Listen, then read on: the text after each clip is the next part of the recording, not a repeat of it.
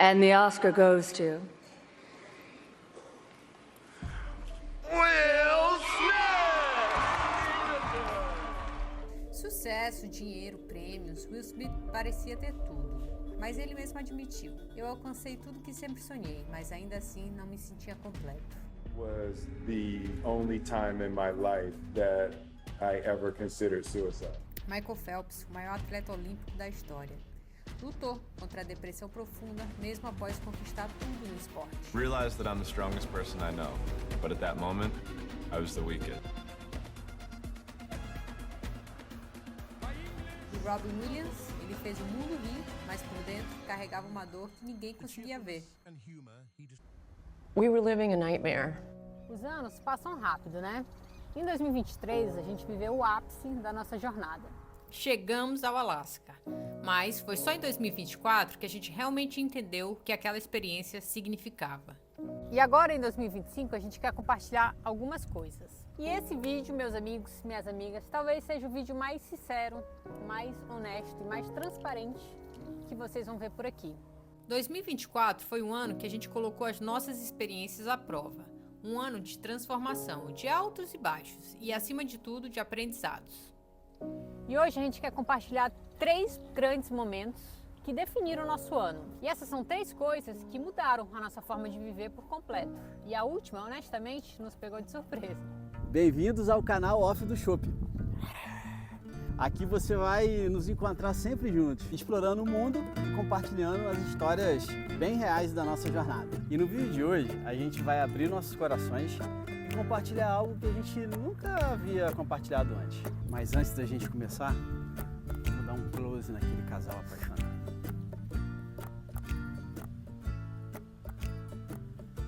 Até o Chopp tá de olho. Vambora, Esse é um vídeo sobre o último ano, 2024. O ano em que começamos a colher aquilo que plantamos, mas ao mesmo tempo parecia um ano que mais parecemos estagnados.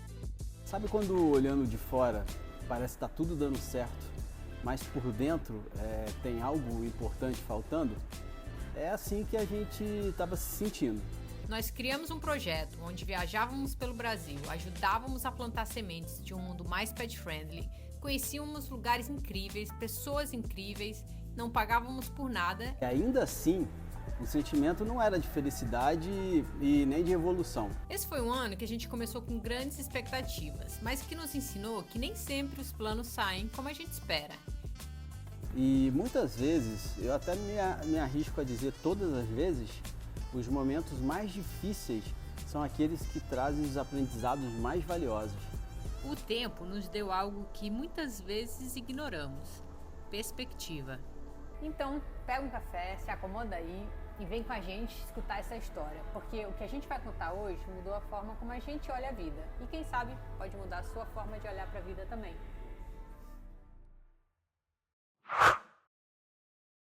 Em 2020, Saímos do Brasil rumo ao Alasca. Foram mais de 75 mil quilômetros, 16 países e incontáveis momentos que nos moldaram como pessoas.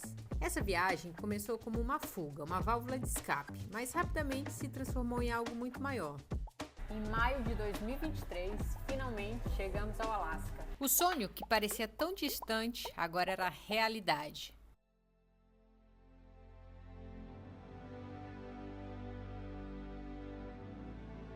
Mas sabe aquele clichê de que a jornada é mais importante do que o destino? Pois é, descobrimos que ele é real e cruel ao mesmo tempo. Chegar lá foi bem emocionante, mas foi também um momento que a gente começou a perceber que algo não estava tão certo. A sensação de vazio começou a aparecer. No Alasca, a gente planejou cuidar de 2 Goldens por 20 dias. Parecia tudo perfeito, até que a fêmea Golden atacou o Chopp várias vezes. Bom, entramos numa furada, mais ou menos. A gente está naquele programa, né, de cuidar de cachorros. E pela primeira vez, um cachorro, são 2 Goldens aqui. Estamos aqui na frente da casa da pessoa. Casa bem legal, pessoas bem gentis. Mas pela primeira vez um Golden não se deu bem com o Chopp. Partiu para cima do Chopp. Até mordeu, mas não, né, não chegou a machucar, né? E A casa é grande, uma casa de 2 andares. E a gente ia cancelar, mas acabamos de ver aqui em Fairbanks, não tem hotel disponível. Aí a gente ia ficar aqui 10 dias, né? Mas não tem hotel disponível. Então a Thalia tá lá resolvendo, não sei o que a gente vai fazer.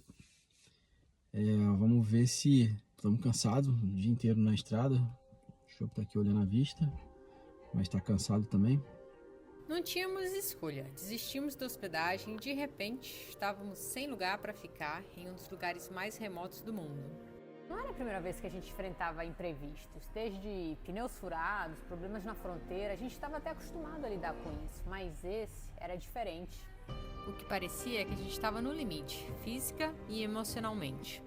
Foi nesse momento que a gente percebeu que os nossos maiores desafios não eram externos, eram internos. Nem tudo vai funcionar e você precisa estar minimamente preparado ou organizado quando isso acontecer, porque vai acontecer. E acontecia com frequência, a começar pelo tão sonhado Alasca. Quando a gente chegou, a gente pretendia ficar 20 dias, cuidando de 2 Goldens, dessas 2 pessoas que iriam viajar. Se você ama animais e ama viajar, fica aí que eu vou te apresentar um aplicativo que vai mudar a forma como você viaja. O Trusted House Sitter nos ajudou a viajar mais, conhecer os lugares por uma perspectiva diferente e ainda economizar demais nas hospedagens. Esse é um aplicativo que você viaja o mundo, você conhece várias fofuras e você ainda ajuda outras pessoas a viajarem também. Todo mundo ganha. E se você ainda quiser ter 25% de desconto na sua inscrição, escreva aqui nos comentários que eu vou te mandar um link e as suas viagens vão ficar ainda mais acessíveis. Vem ver como funciona. O Trusted House Sitters foi criado para aqueles que amam viajar e também amam animais. Nós nos hospedamos em mais de 30 lugares com o Chopp, entre Estados Unidos e Canadá. E sabe quanto gastamos? R$ 749 para nos hospedar em mais de 30 lugares nos países mais caros das Américas. Você se torna membro, procura uma oportunidade de casa no local que você quer visitar, conheça mais dos peludos de quem você vai cuidar, envie uma mensagem ao anfitrião para aplicar e pronto! Aguarde ser escolhido. Se você quer conhecer mais e ter acesso ao desconto, escreva nos comentários e te enviamos o link para você se tornar membro e a gente se vê na estrada. Nossa única opção era desistir, porque não daria certo ali. A gente criaria um risco para o Chopp e também para os outros cães. Assim, lá estávamos nós, sem hospedagem em um dos lugares mais remotos do mundo. A nossa sorte foi que a anfitriã teve bastante empatia conosco e se ofereceu a pagar uma cabana de uma amiga para a gente ficar alguns dias por lá. E ela tinha um plano B para cuidar dos seus cães. Acabou que não foi o plano ideal para ela também, mas tudo se resolveu. Então a gente está rodeado de floresta, aqui na frente passa uma das principais, né? Mas a gente nota que praticamente não passa gente. E a gente nota um ambiente bem rústico, tudo de madeira. A gente até sente o cheiro da madeira. Essa daqui é a nossa pia, é a nossa água. É o que a gente vai ter para... Eu não sei se a gente vai poder beber essa água, tem até que perguntar. Mas é a água que a gente tem para poder lavar nossas coisas. E aí você vê que é preparado já para isso, ó. Mas olha que bonitinho, cara. Olha que legal. Ó, tudo bonitinho para fazer refeição. Olha que legal essa... Deixaram tudo com muito carinho aqui pra gente, né? Deixaram as águas. Você vê aqui, ó. Olha a quantidade de... O que é? São petiscos. gominhas. Tá vendo que legal. legal? Biscoito. E tudo bem bonitinho. Café.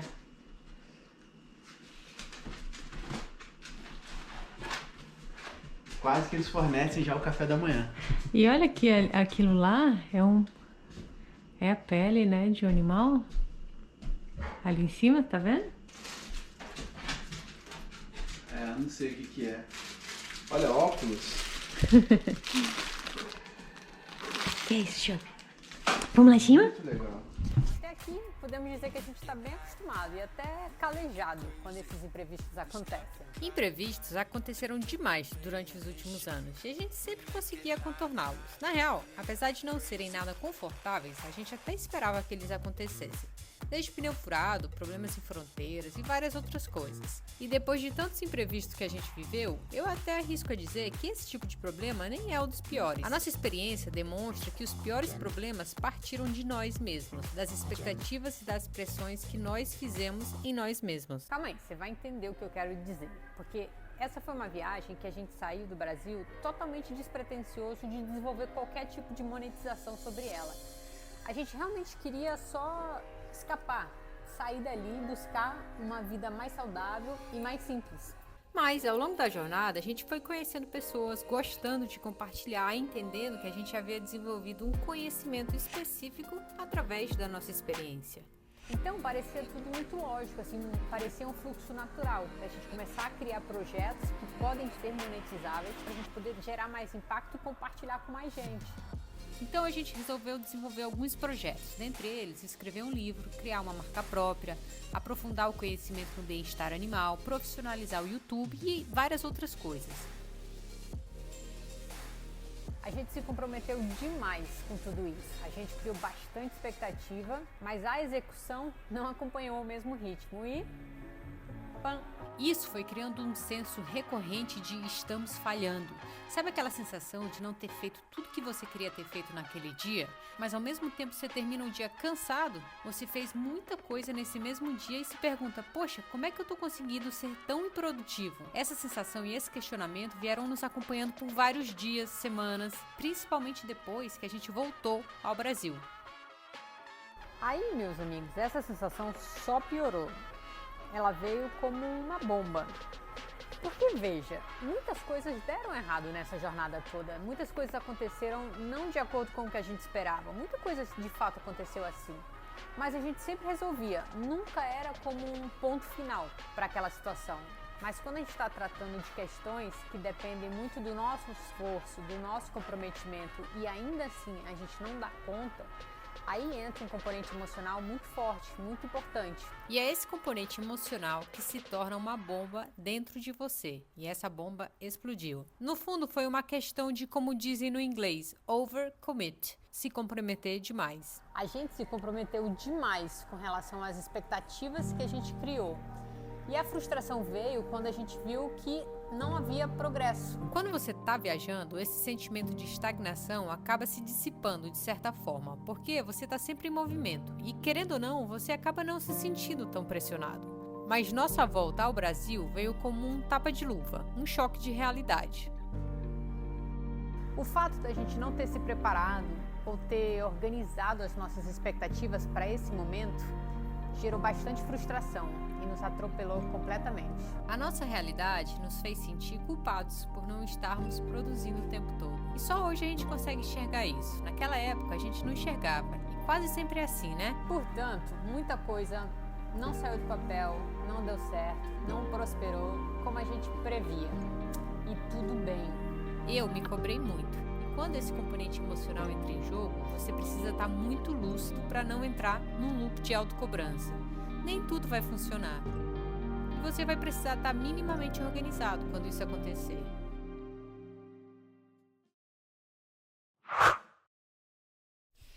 Quem olha de fora acaba achando que a gente vive uma vida de férias eternas, porque afinal de contas nos vê sempre viajando, conhecendo lugares, conhecendo outras pessoas, então acaba achando que a gente vive férias para sempre. Tem um pouco disso sim, mas tem um outro lado da moeda que a gente acaba não mostrando e vocês acabam não vendo de forma tão recorrente. Há alguns desafios que você se dá conta só vivendo.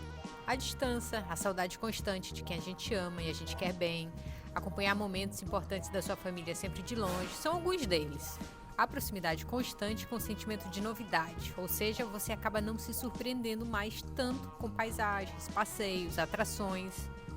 Mas eu arrisco a dizer que o aspecto mais desafiador de uma viagem como essa não tem nada a ver com nenhum desses fatores. Tem a ver com a convivência.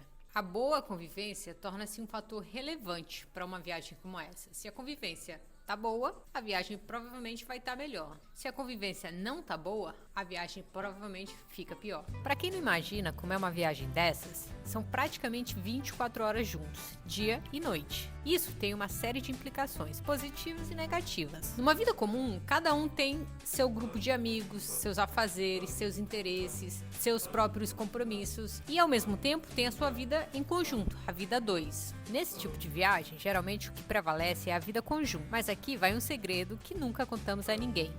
Numa viagem de baixo custo como essa, a vida acaba dando uma guinada e as coisas que eram mais simples se tornam mais complexas, e as mais complexas se tornam mais simples. Deixa eu explicar, numa vida normal você tem os seus próprios compromissos, seu círculo social. E isso inclui seu trabalho, de vez em quando você tem casamento, você tem happy hour, você tem encontros. Tudo isso construído a partir da sua história, do seu nome, da sua imagem. Numa vida nômade, isso acaba não acontecendo. Afinal, ninguém te conhece, quase nunca pelo menos. Você lida com o tempo de uma forma mais leve, você se interessa mais pela vida dos outros naturalmente, dentre tantas outras coisas.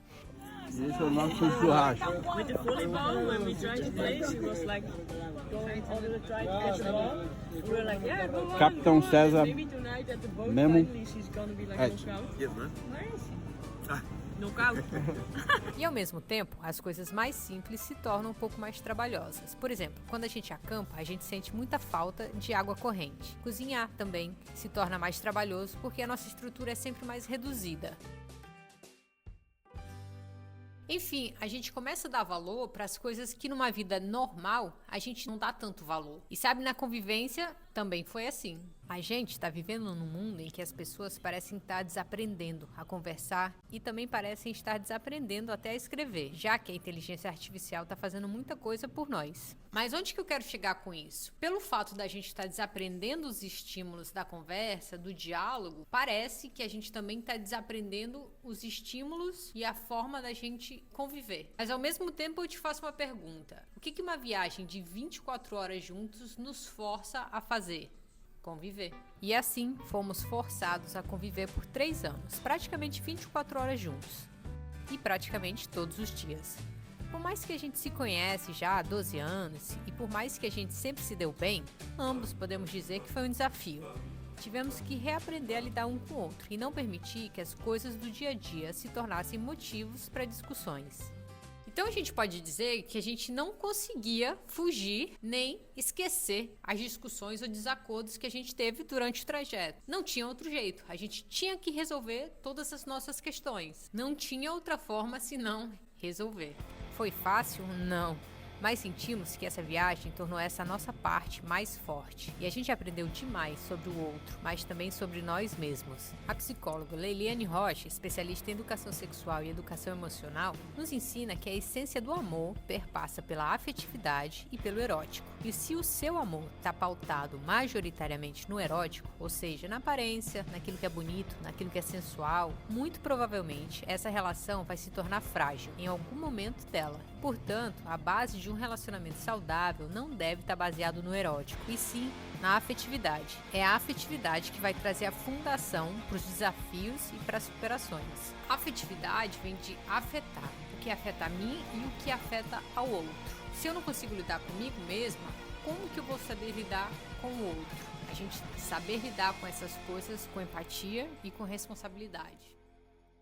E ela apareceu, principalmente nos momentos difíceis, como na minha crise de convulsão, como nas crises de ansiedade do Vinícius, nos problemas de saúde do Chopp. E foi ela, a afetividade, que carregou a nossa relação durante esses anos dessa vida diferente. A gente continua aprendendo, mas uma coisa que a gente viu foi que quanto mais difícil é a conversa, mais importante ela é. E assim, chegamos aqui.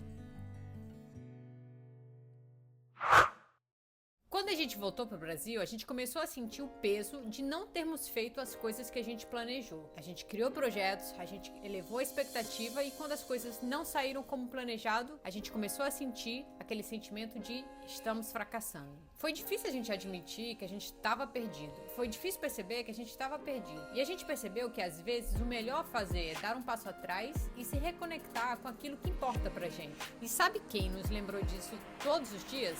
O Chopp. Ele nunca se preocupou com o que viria depois ou com as expectativas. Ele estava presente. E isso foi uma lição que a gente não vai esquecer.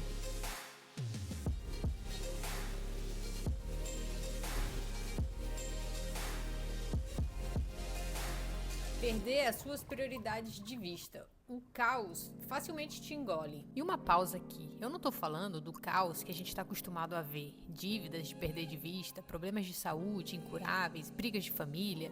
Eu tô falando de um caos interno. Você com você mesmo. Sabe aquela sensação de você dar passos sem realmente saber que aqueles passos são sólidos o suficiente para chegar onde você quer chegar? E se você perdeu de vista onde você quer chegar? Pois é, aí qualquer lugar serve. E a internet é um prato cheio para te levar para qualquer lugar. Ela facilmente te leva, te confunde e consome a energia que resta em você. Dependendo do ponto de vista, ela proporciona que você demonstre a sua própria autenticidade, mas também te proporciona ficar igual a todo mundo.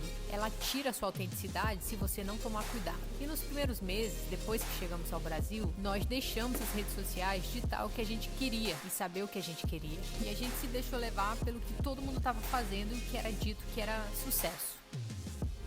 A gente sempre se perguntou sobre essa vida nômade, a nós mesmos. Até quando a gente quer viver assim? E a resposta sempre foi muito simples. Até quando isso faça os nossos olhos brilharem. Em certo momento, durante alguns meses, os nossos olhos deixaram de brilhar. E a gente se viu dizendo mais não do que sim para desafios, riscos e novidades na nossa vida. E daí vem decisões tomadas que talvez não foram as melhores. Decisões mais imediatistas, tomadas muito mais voltadas ao momento do que talvez em planos futuros. A gente construiu uma ideia de nós mesmos que não era autêntica. E no fundo, você sabe que aquela atitude sua não é autêntica. Que você não queria estar ali, que você queria falar outra coisa, ou que você simplesmente queria estar vivendo outra coisa. A gente não estava bem quando a gente retornou pro Brasil, e a gente não queria demonstrar isso de jeito nenhum. E claro, o problema não era o Brasil em si, era o que ele representava. Oficialmente saímos da Argentina. Agora seguimos para entrar no Brasil Baronil. Ai, gente, chove. O que você tá sentindo?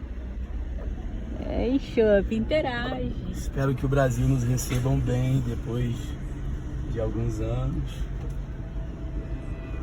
Vamos lá. E o Brasil foi um chamado para nós, para darmos o nosso próximo passo. E agora? Quais são as verdadeiras prioridades de vocês? A gente não conseguia executar os objetivos que a gente havia traçado. Então, outros objetivos iam surgindo e iam entrando na frente do que a gente realmente queria. E tudo isso por quê? Porque a gente não queria demonstrar a nossa fragilidade, a nossa vulnerabilidade. A gente queria demonstrar que estava tudo bem, mas no fundo não estava. Esse talvez tenha sido o ano mais desafiador das nossas vidas, pois ele requereu decisões importantes da nossa parte. E somente nós podíamos tomar essas decisões, ninguém mais. Tim Grover, conhecido por seu trabalho com muitos campeões do mundo do esporte, como Michael Jordan, Kobe Bryant, ele disse uma vez: "Um novo dia começa à meia-noite." Então por que você está com medo de usar o seu lado mais escuro, sombrio, para um novo recomeço? Por que a gente acaba tendo tanto medo de não estar bem, de estar tendo dificuldade, ou de estar tendo um momento mais difícil na nossa vida? Sendo que esses podem ser os momentos que podem nos catapultar para onde a gente realmente quer chegar. Desde as épocas mais antigas, como por exemplo nas obras de Sun Tzu, o famoso estrategista de guerra, ele nos ensina: é no meio do caos que também existe oportunidade. E a gente pode trazer esse mesmo aprendizado para os dias de hoje, com tantos líderes atuais, como por exemplo através de Thomas Watson, o antigo presidente da IBM, que também já disse: dobre o seu grau de falhas e derrotas. Você está pensando nelas como inimigas do sucesso, mas elas não são. Você pode ser colocado para baixo com as suas falhas, mas você também pode aprender com elas. Então vá em frente, fale, erre quantas vezes você puder. Porque lembre-se, é somente aí que você vai encontrar o sucesso. Pesquisas globais demonstram que diversas regiões estão passando por inúmeras questões e situações muito similares umas às outras. Isso inclui populações tendo experiências com estresse, preocupações excessivas, raiva, levando a muitos desafios da saúde mental. No fundo, a gente quis esconder as falhas que a gente cometeu. A gente quis fazer de conta que estava tudo bem. E a gente acabou perdendo a chance de tirar várias lições para seguir caminho rumo aos nossos verdadeiros objetivos. Viu só? Essa viagem nos ensinou que não é sobre o destino, é sobre a jornada. E às vezes a gente realmente precisa parar, respirar e olhar em volta para a gente enxergar o que está ao nosso redor. A gente saiu para viajar a muitos países das Américas e uma das principais conclusões foi que a gente foi forçado a parar e apreciar a jornada. No próximo vídeo, recomeça a aventura. Uma nova expedição. Vamos passar por alguns lugares que a gente já passou, mas temos certeza que não somos as mesmas pessoas e tampouco temos os mesmos comportamentos. Você vai ver o Chope quebrar barreiras de como a gente enxerga os cachorros em ambientes públicos, principalmente nos parques nacionais. Então, acompanhe com a gente a visita ao Parque Nacional das Cataratas do Iguaçu, tanto do lado brasileiro quanto argentino. Se você chegou até aqui, se inscreve para não perder os próximos e ative o lembrete da notificação do YouTube, para ele te avisar que saiu vídeo novo. Até o próximo.